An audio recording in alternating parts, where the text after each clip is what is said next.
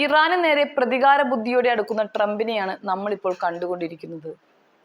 ആയത്തുള്ള Ali Khamenei ഒരു വൃത്തികെട്ട മരണത്തിനടുത്താണെന്നും എപ്പോൾ വേണമെങ്കിലും അടുത്ത യുദ്ധം നടക്കാമെന്നും അദ്ദേഹം മുന്നറിയിപ്പ് നൽകുകയുണ്ടായി.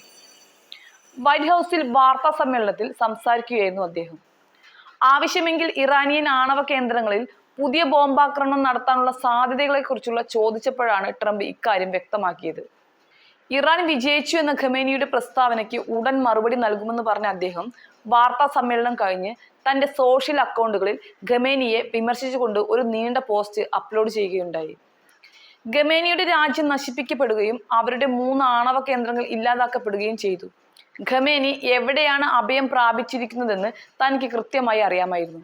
ലോകത്തിലെ ഏറ്റവും വലുതും ശക്തരുമായ ഇസ്രയേലിനെയോ US സായുധ സേനയെയോ അദ്ദേഹത്തിന്റെ ജീവൻ അവസാനിപ്പിക്കാൻ താൻ അനുവദിച്ചില്ല എന്നും വളരെ വൃത്തികെട്ടതും നിന്ദ്യവുമായ ഒരു മരണത്തിൽ നിന്നും താൻ അദ്ദേഹത്തെ രക്ഷിക്കുകയായിരുന്നു എന്നുമാണ് ട്രംപ് വെളിപ്പെടുത്തിയിട്ടുള്ളത്.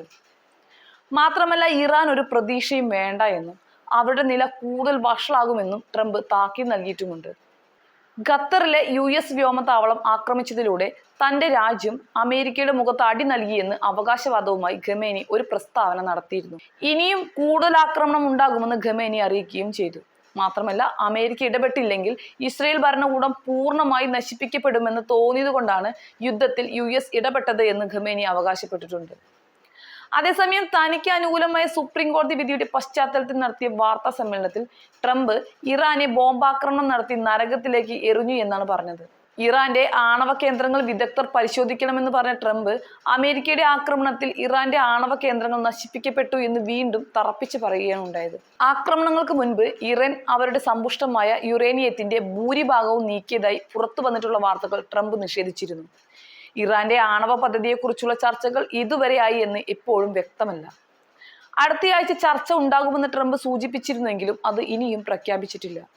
അതേസമയം ഇറാൻ സ്റ്റേറ്റ് ടെലിവിഷൻ നൽകിയ അഭിമുഖത്തിൽ വിദേശകാര്യമന്ത്രി അബ്ബാസ് അരാഗ്ചി തന്റെ രാജ്യം വീണ്ടും ചർച്ചകളിൽ ഏർപ്പെടാനുള്ള സാധ്യത സൂചിപ്പിച്ചിട്ടുണ്ട്. എന്നാൽ അത് ഉടൻ ഉണ്ടാകില്ലെന്നും അദ്ദേഹം അഭിപ്രായപ്പെടുകയുണ്ടായി. ഇറാൻ യുറേനിയം സമ്പുഷ്ടമാക്കിയാൽ ഇറാനിൽ വീണ്ടും ബോംബാക്രമണം നടത്തുമെന്ന് അമേരിക്കൻ പ്രസിഡന്റ് ഡൊണാൾഡ് ട്രംപ് പറഞ്ഞത് പാശ്ചാത്യ ലോകം പേടിയോടുകൂടിയാണ് കാണുന്നത്.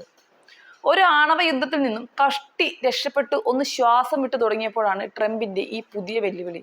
ഇത് കുറച്ചൊന്നുമല്ല ആളുകളെ അസ്വസ്ഥരാക്കുന്നത്. ഇറാനും ഇസ്രയേലും തമ്മിലുള്ള യുദ്ധം നടക്കുന്നതിന് മുൻപും അമേരിക്ക ഇതുപോലെയൊരു പ്രസ്താവന ഇറക്കിയിരുന്നു. അതുകൊണ്ട് തന്നെ പശ്ചിമേഷ്യയിൽ വീണ്ടും സംഘർഷം എത്തുമോ എന്ന ചോദ്യം സജീവമാകുകയാണ്.